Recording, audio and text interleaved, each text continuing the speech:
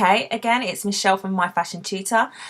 We're just proceeding with or continuing with the internal view of this blazer. So we're showing the lining pattern. If you haven't done part one, I suggest you go back and have a look. It will make a lot more sense. So yes, let's proceed. So what we did is originally we took the original shapes from our front and back view of our technical drawing, and we're using those shapes to create the internal view. So we've got to this stage. Now, as you can see, when you do the lining pattern, we wouldn't really expect to see our lapel on there. So what we're going to do is we're going to actually change the lapel so that the lapel is folded outwards, okay? So essentially it's folded back on itself. So it will look like this, okay? So what I mean is if we went to our original drawing and we reflected this out to show what the collar would look like, or the lapel would look like, folded outwards, completely flat, we need to change it here in order for it to look like that, because as I said, you would not see the lapel on the inside of the garment. So how we do that is this: we need to reflect this shape, and we need to also join it to this line so it becomes one shape. So how we're going to do that is we're going to take this with the black arrow tool, we're going to select our lapel, and this time we are going to reflect it. So we're going to go right click and we're going to use the reflect tool. So we're going to go transform and we're going to go reflect, okay? And then we're going to say vertical because we're reflecting it vertically, and we're going to say okay. We're going to put that to one side. Actually, let's give ourselves a guide to remember where that point is or where the position is. So as I said before, black arrow tool, grab your guideline, and we're just going to put a guide to remind us where that lapel is positioned on that front fold line, okay? So we've got two guidelines there.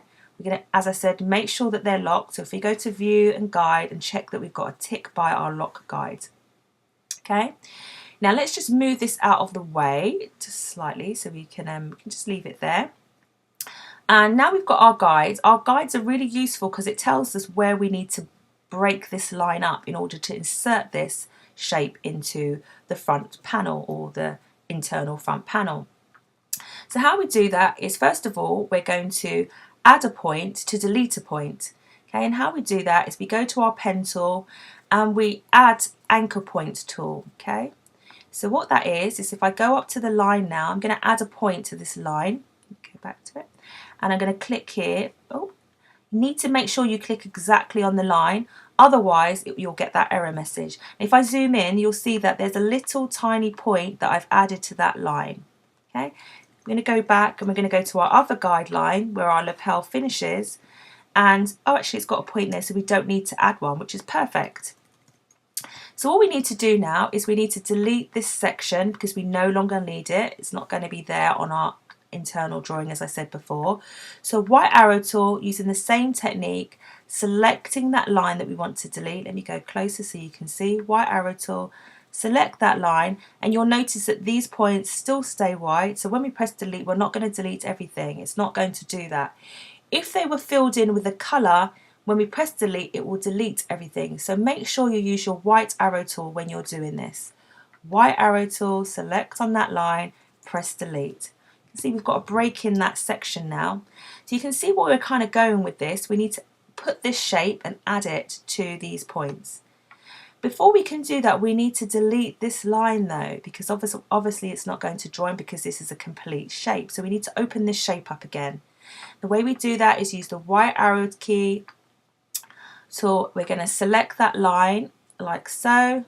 We select on it. Remember that they should be white, and then we press delete. Okay. As soon as we've done that, we've got an open shape. So we're able now to move this shape in the position. So I'm going to move it over using my black arrow tool, and I'm going to hover over one of the corners of the abounding box, and I'm going to rotate that shape, and I'm going to rotate it until it fits in to the position of the open points on the front panel. So you can see I'm kind of aligning it up.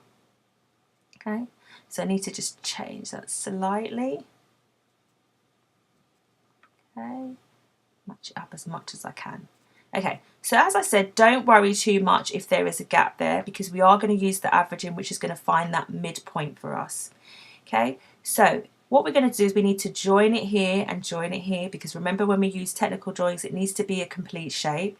So white arrow tool, select over, oh let's go the other way, select over both of those open points there.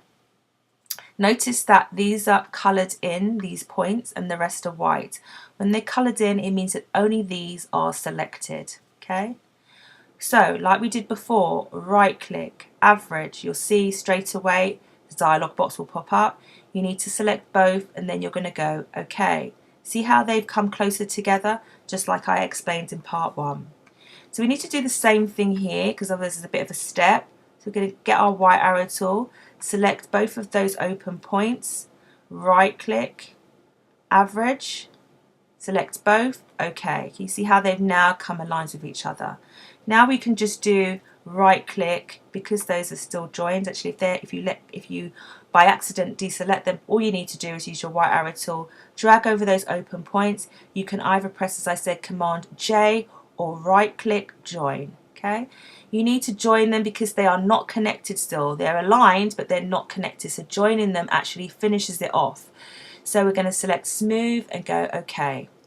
Again, we're going to go up to the top here and we're going to do exactly the same. White arrow tool, select those points that we averaged in the beginning, right click, join. Okay, smooth and then OK. And now that's going to be a complete shape. Okay, so let's make sure we've done that there. We need to come and do exactly the same. I'm going to do it again just in case you didn't pick it up the first time. So we're going to have our black arrow tool. We are going to reflect this shape, right click, transform, reflect. We're going to say reflect vertically because that's the right way that we need to do it. Then we're going to do OK. I'm going to move this out of the way like we did in the other instance, and we can still keep it in the position on those guidelines. And we're going to do exactly the same thing on here. We're going to add a point so that we can break this line up by using the pen tool. Again, if you click hold, you'll see there's loads of options for the pen. The one you want to select is add anchor point. So I'm going to click on the point on the guide where I want to break it up, which is there. And then I'm going to get my white arrow tool, just make sure that I've deselected the line. Select the portion of the line that I want to delete with the white arrow tool, press delete. Okay, so now we've got a break in our line, and we need to do the same here. We need to delete this line because that's going to go in this section here. So white arrow tool, select this line because we want to delete it, press delete. Now we can move this shape again like we did before, and we can rotate it exactly as we did before so that it is near enough in the correct position. Notice what I'm doing. I'm moving the angle of it so that it meets and it is closer to that shape at the bottom. Okay, so let's just move this up a bit and we're ready to complete our averaging and joining. So white arrow tool, select those open points, right click, average, select both, OK, then just press Command J and it will ask you, sometimes it comes up depending on what version you're using, you will select smooth. On the earlier versions, I'm not sure if this pops up, this is CS4, so I've joined it. So that was Command G and smooth. Again, do the same thing here, white arrow tool, select those open points, right click, average, do both, OK, then Command J, asks you for smooth, select OK. So now what we've got is we've got a complete shape. So if we get our black arrow tool, you'll see this is one shape now, whereas before they were two individual shapes that we selected from the front technical drawing. So now we're nearly there. Okay, so one thing that we have to do as well is our back neck, is the shape of it is not correct. It should actually be curved. If you look on a pattern piece, you'll notice that your back neckline is normally curved. So we're going to change this straight line to a curved line by literally going back to our pen tool and selecting the convert anchor point tool. What that does is it will change a straight line to be curved, or alternatively a curved line to be straight. So if I click on it and go to the point that I want to convert I want to do this curved, obviously, I'm going to click, oh, let's go. You need to make sure you click on the actual point of it. So let's go a bit closer. Oh, let me go a bit closer. with a zoom in. Let's zoom in a bit to help me a bit. Get my anchor point. I'm going to click. Let's just double check there is a point there, which I think there is. Let's go to that point. Okay. Ah, the point is there, that's why. So add anchor point. It might be easier if I actually select the line. Go to the anchor point tool and I'm going to go to that line. Not helping, not working. And you can see once I've got the exact point of it, it allows me to start changing that line now. I can see how it's starting to have a curve.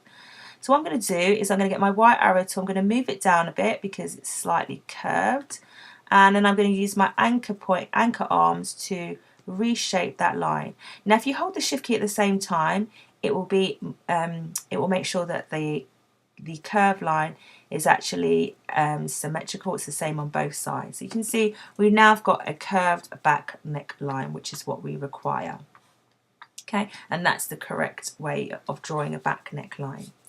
Okay, so we've got some points here which is kind of missing. So as you can see, we've got this section here that's slightly off. So I'm going to move that up. Okay. Now, the next thing I'm going to show you is literally, if you look at our inspirational piece, you can see that these are different colours. So we've got our facing, which would be in the actual main shell fabric or the main body fabric, and everything that's grey is normally our contrast fabric or our lining fabric. So that could be a nylon or polyester or whatever you choose it to be, cotton sheeting, whatever you've decided. Okay, so what we're going to do now is, at the moment, if I use my black arrow tool and select this shape and I try to colour it, it's going to colour everything in a colour. Okay, so it's not allowing me to have these different sections here. So we need to actually do that ourselves, and how we're going to do that is by using a technique called the Pathfinder Tool. What the Pathfinder does is it actually breaks up lines, it intersects lines and creates new shapes out of them. So let me give you an example. Okay, so I'm going to draw in with my pen tool. I'm going to draw in my facing. Okay, so this is my facing. Zoom in, I've gone too far out. So this is my facing. So I need to draw that line to show where my facing starts and where it finishes. So let me just draw that line in by getting my pen tool, and I'm going to draw it from here because it starts at the shoulder. I'm going to draw in my facing line like so. Hold the shift key straight down. Okay, if you notice, the line I have drawn does not match up like I did here. It actually extends past the outline, okay? And that is intentional, okay? The reason why is when we do our Pathfinder, anywhere where the line intersects the actual outline of the shape is where it's going to form a new shape. It's going to break it up, it's going to divide it, okay? So let me just do the same thing here, and I'm going to go along and literally I'm going to draw in all the sections where I'm expecting to have a facing in the same fabric as the body. Okay, so I'm going to draw one for the neck section. So I'm going to have a facing at my back neck. I'm going to come and do the same thing there. And I want this facing to be the same on the other side. So I'm going to use the same technique, use my black arrow tool. I'm going to press O to get my reflect as we used before. Or alternatively, I could just click on the tool. So if I press O, it's going to select that. If I hold my Alt key and again click on the center guideline to show where I want that shape to be reflected from, you can see it's going to repeat on the other side in the exact position. So like I said before, don't press OK. If you press copy, you'll get both of them on each side. Okay, so now we've got two front facings, we've got a facing here at the neck, and we can also, we're going to leave it at that for the moment, and I'm going to show you what we're going to do next. So if we use our black arrow tool, we're going to select our outline, which is our shape, our body shape of the lining. We're going to select all the lines that have intersected or overlap where our facing is going to be. So if you hold the shift key at the same time as selecting them, as I said, that's called multi-select, you'll be able to just select the bits that you need. So all this stuff won't be selected, okay? So we've got our outline, we've got our facing seams, And then what we're going to do is go to Windows, Pathfinder. So if you scroll down, it's all in alphabetical order. And then you're going to get the Pathfinder dialog box up here. Now, the one that you need to select is under Pathfinder. The first one should be called Divide. And what it is essentially doing the same thing. It's actually taking those shapes and it's dividing it into all those little parts. So notice what happens when I press Divide. Notice what happens to these lines here, which were originally extending past the outline of the main shape. So I'm going to press Pathfinder. Straight away you can see that it's got rid of those lines that were extending. And what you would need to do next to help yourself or to aid in what you're doing is ungroup it, because when Pathfinder actually does does the process, it groups them. So we're going to ungroup it so that we can separate those shapes if we need to. So we're going to right click, ungroup. Okay. Now if I click away, what you'll find is whereas before this was one big shape, now I have different sections separated. And the blessing about having the different shapes is now when I just select this part of it and change the colour of it to the grey to show that it is a contrast fabric, it only does that section. So as I said in the first video, that you may find that details are hidden. That's quite easy to fix. Do not panic about that. If you right click, arrange and send that object to the back, you will see that those lines haven't disappeared. They in fact were behind the fill colour, which was grey. That's why you couldn't see them. Okay, so now you can see you have your lining colour and you have your main body fabric colour. You've separated them. Okay. So the next thing that's kind of a nice cool thing to do, as I said before, sometimes you want to have binding in these little sections here, or you might want to have binding around this section here, but for today we're going to do some binding here. And how you do that is we're going to look at this shape. When you have binding and you're drawing it as a technical drawing, if it is a contrast colour, I'll give you an example. This is your binding. I'm just going to draw it. Binding, you would have, it might be the same colour, but it might be a contrast colour. But if you have a straight line, as you see here that we have, you can't fill it with the colour. Can you notice, even though it's got a fill colour there, if you zoom in, it hasn't actually applied the fill colour because it is a stroke. It needs to be an object or filled shape so that you can colour it. So at the moment, as the line stands, we are unable, if we wanted to make our binding a different colour. So I want to add blue binding to the inside of my technical drawing. So what I'm going to do is I'm going to get my black arrow tool and I'm going to select the line that I want to now be binding, okay, or piping. Okay, so what we're going to do, black arrow tool, I'm going to increase this thickness of the line to the thickness that I want the binding to be. So I'm just going to go to our strokes, which is underneath the menu bar. If you can't see it there, if you go to Windows and go to stroke, you'll get your stroke box up and you can do it exactly the same way. So I'm going to increase this to 3. Actually, let's do it to 4. Let's get some nice thick binding. Actually, it should be 5. Let's do 5. Entirely up to you. It's an aesthetic thing, it's a design thing, so play around with it to see what suits you. So at the moment, as I said, this is still a stroke. You cannot apply a fill colour to it. We need to change it into an object.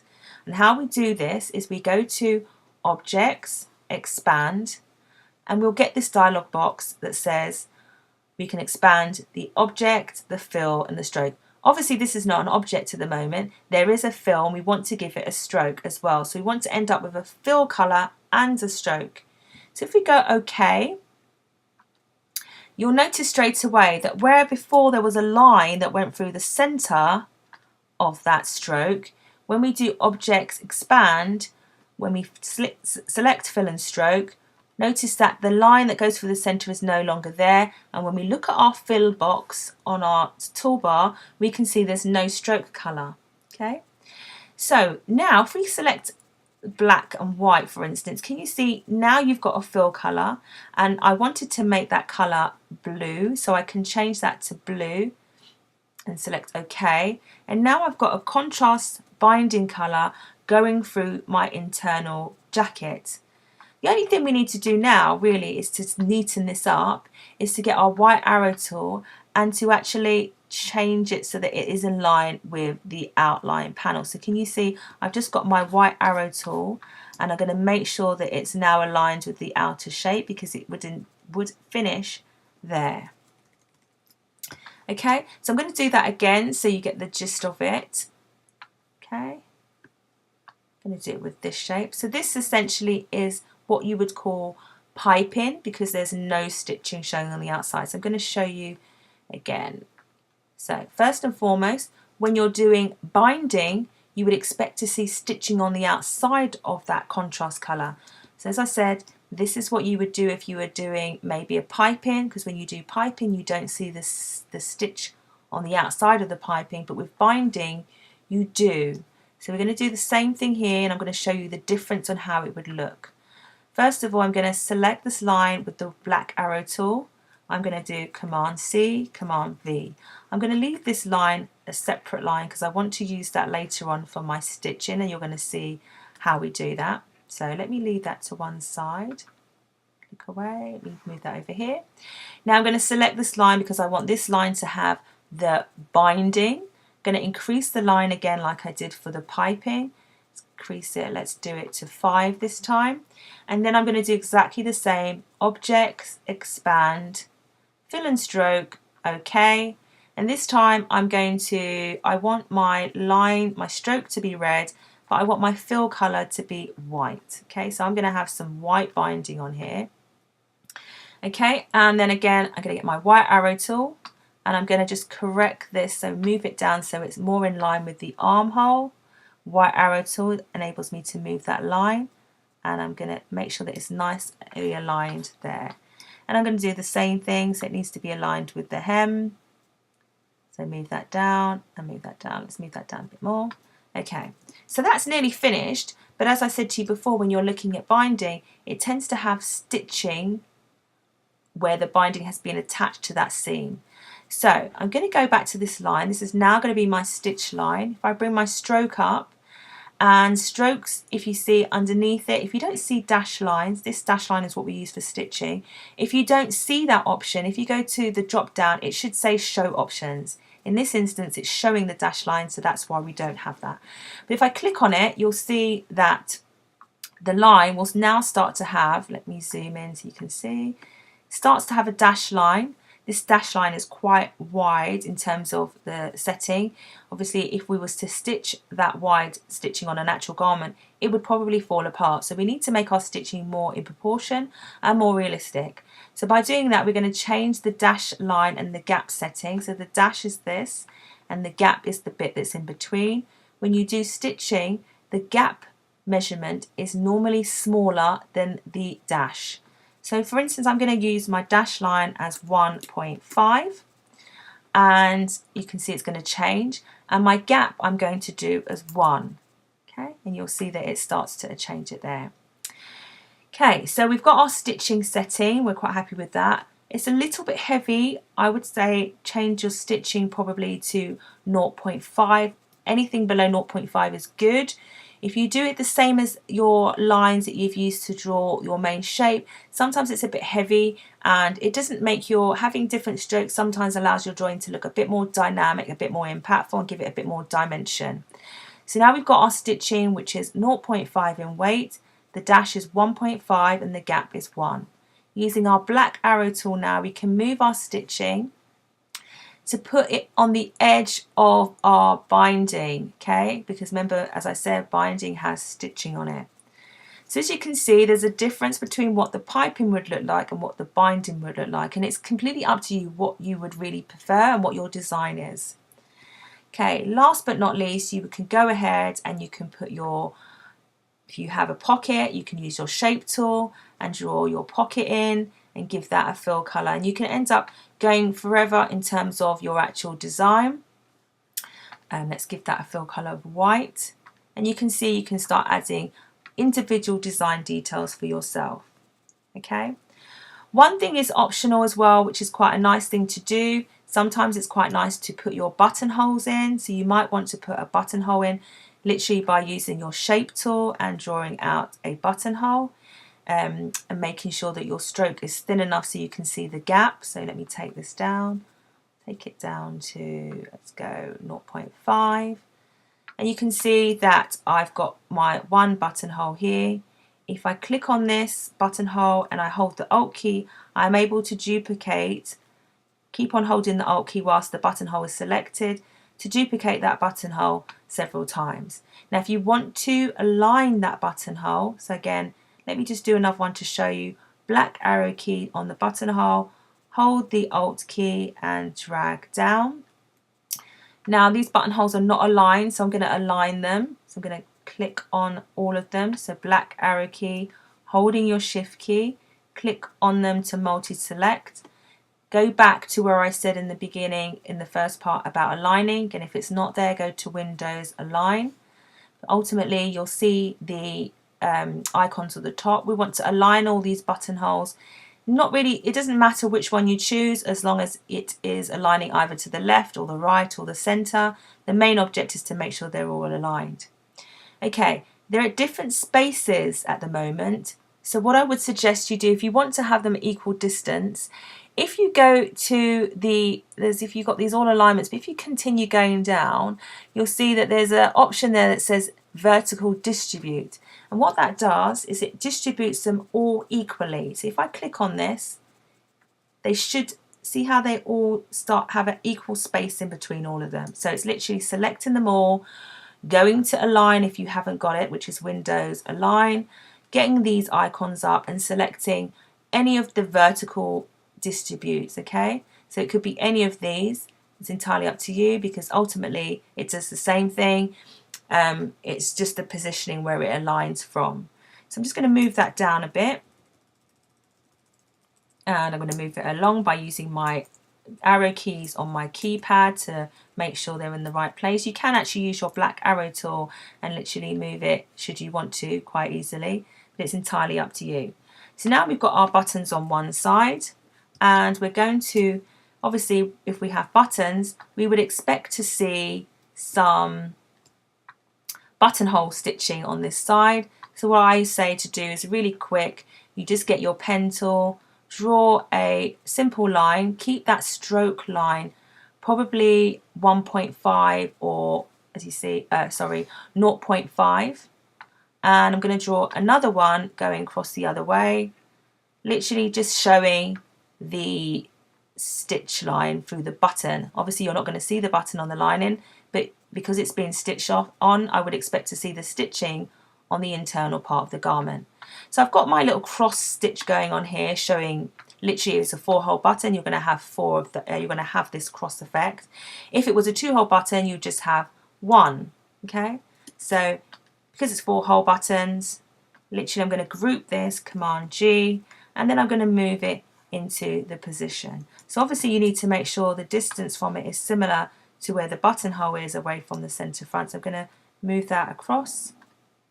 And again, I'm going to duplicate it using the black arrow tool, holding the Alt key and dragging downwards. So we've got 4 buttonholes, so I need 4 buttons. I'm going to keep holding my Shift key whilst the stitching is selected. I'm going to go back to all of them, holding the Shift, select them all at the same time, and go back to vertical distribute. Okay, so it's going to distribute them and also aligning them from the center so they're all in line.